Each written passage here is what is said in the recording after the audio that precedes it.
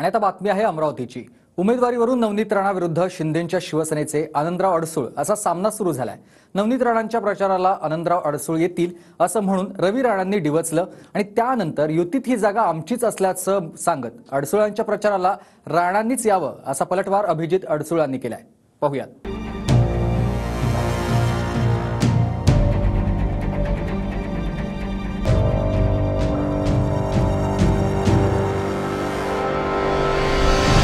आनंदराव अडसूळ आणि अभिजित अडसूळ हे आचारसंहितेनंतर खासदार नवनीत राणांच्या प्रचाराला आपल्याला दिसतील। त्या ठिकाणी अडसूळांच्या प्रचारासाठी नवनीत राणा आणि रवी राणा त्या ठिकाणी आलेले आपल्याला दिसतील।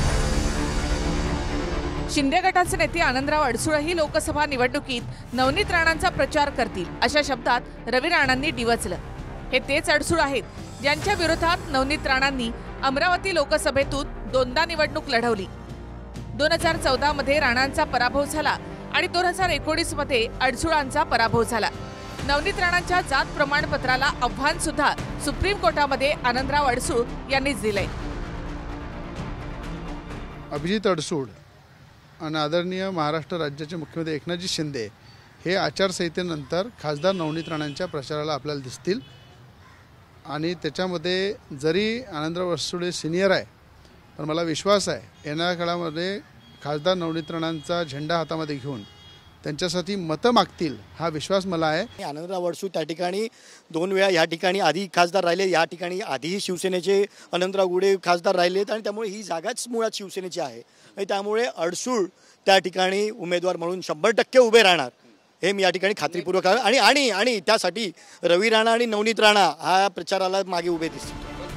अमरावतीमधून आनंदराव अडसूळच उभे राहणार आणि रवी राणा आणि नवनीत राणा अडसूळांचाच प्रचार करतील असा पलटवार आनंदराव यांचे पुत्र अभिजित अडसूळ यांनी केलाय। शिंदेंच्या बंडानंतर अमरावतीमध्ये सुद्धा परिस्थिती बदलली। आनंदराव अडसूळ शिंदे गटामध्ये आले आणि राणा पती पत्नीचा भाजपला पाठिंबा आहे, म्हणजेच दोघेही महायुतीचाच भाग झाले। त्यातही विद्यमान खासदार म्हणून नवनीत राणांचा दावा कायम आहे, तर अडसूळ यांनी सुद्धा युतीमध्ये ही जागा आमची असल्याचं म्हटलंय। 2019च्या लोकसभा निवडणुकीत नवनीत राणांना राष्ट्रवादीने जागा सोडली होती।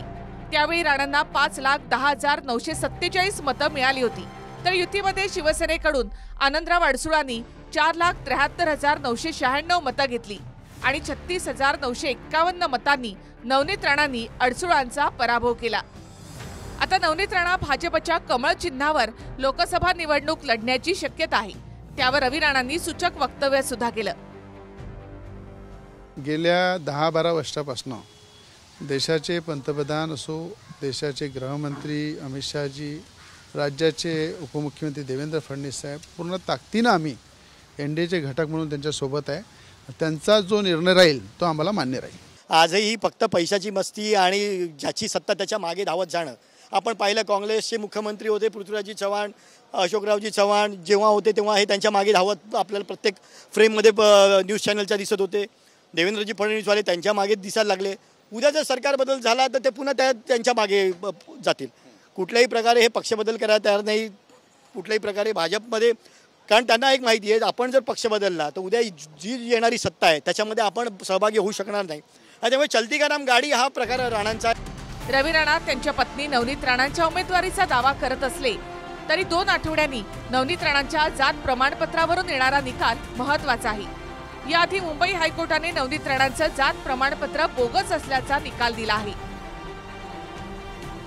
त्या पूर्ण प्रोसेस कंप्लीट करून कास्ट तुटणी कमिटीने नवनीत राणांच्या बाजूला निकाल दिलेला आहे। त्यामुळे महाराष्ट्र गव्हर्नमेंट आणि महाराष्ट्र गव्हर्नमेंटचे सरकारी वकील यांनी त्या ठिकाणी नवनीत राणांची बाजू भक्कमपणे मांडलेली आहे। महाराष्ट्र गव्हर्नमेंटने जी बाजू मांडली ते खासदार नवनीत राणाला क्लीन चिट दिली आणि सरकारी वकिलांनी दिली आणि जे सुप्रीम कोर्टामध्ये मांडली त्या संदर्भात मी या ठिकाणी सांगत ते हे समजतात की पैशांनी त्यांनी सुप्रीम कोर्ट विकत घेतला असा जर त्याचा आविर्भाव आहे की आम्ही अजूनही निवडणूक लढणार याचा अर्थ ते स्वतःला पात्र समजतात, जेणेकरून यांनी ऑलरेडी सुप्रीम कोर्टाला पैसे देऊन सुप्रीम कोर्ट विकत घेतलेले आहे असं त्याच्यामधून स्पष्ट होते यांच्या बोलण्यावरून।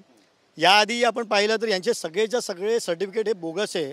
हे मी बोलत नाही तर हायकोर्टाने स्वतः ठरवलेलं आहे। 108 पाणी निर्णय दिलेला आहे, 2 लाखाचा दंड ठोठवलेला आहे आणि नक्कीच हा निकाल आमच्या बाजूनी लागेल आणि नवनीत राणा आणि रवी राणांच्या विरोधात लागेल। 2 आठवड्यांनी सुप्रीम कोर्टामध्ये काय निकाल येईल ते कळेलच. पण अमरावतीमधून नवनीत राणांना एमआयएमच्या इम्तियाज जलील यांनी सुद्धा आव्हान दिलं. त्यानंतर नवनीत राणांनी सुद्धा अमरावतीमधून लढण्याचं प्रति आव्हान दिलं आहे. ये कहती है इस देश में रहना होगा,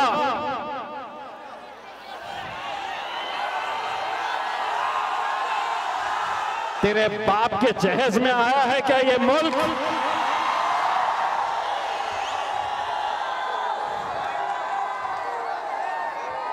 एक तो हम हल्के लोगों के मुंह लगते नहीं हैं. अगर मुझसे कहती तो भी मैं बर्दाश्त कर लेता, लेकिन अगर मेरे खायत के बारे में अगर एक शब्द भी अगर कहा तो मैं कांग्रेस या एनसीपी का वो गुलाम मुसलमान नेता नहीं हूं. सूद के साथ लौटाऊंगा और यहां पे नहीं, तेरे घर पे आके अमरावती में आकर तुझे चुनौती दे रहा हूं. एक तो हम चिल्लर लोगों के मुंह लगते नहीं है. अरे तेरे जैसे कितने आए कितने गए. मैंने उस समय भी कहा कि इस देश में रहना है तो जय श्री राम कहना है. अरे तेरे में अगर दम है तो अमरावती आके लड़ और तू गिरा के दिखा. अगर नहीं लड़ा तो तेरे संभाजी में देखूंगी इस बार तू कैसे चुन के आता है. चम्मच ये चम्मच ही रहेगा. जिस तरह तुमने हासिल किया 5 साल सत्ता के मजे लूटे बोगस सर्टिफिकेट के ऊपर, और मैं नहीं कह रहा हूं, हाई कोर्ट ने कहा है, तो आप मुझसे कह रहे हैं कि मैं वहां पे तैयार है. मैंने पहले भी कहा था कि आगाज तुमने किया है, अंजाम तक हम लेकर जाएंगे. नवनीत राणा सलग दुसऱ्यांदा विजय मिळवण्याच्या इराद्यात आहेत. मात्र त्यांना आव्हान अडसुळांसह एमआयएमचं सुद्धा असेल असं तुर्तास तरी चित्र आहे. Bureau report TV9 Marathi.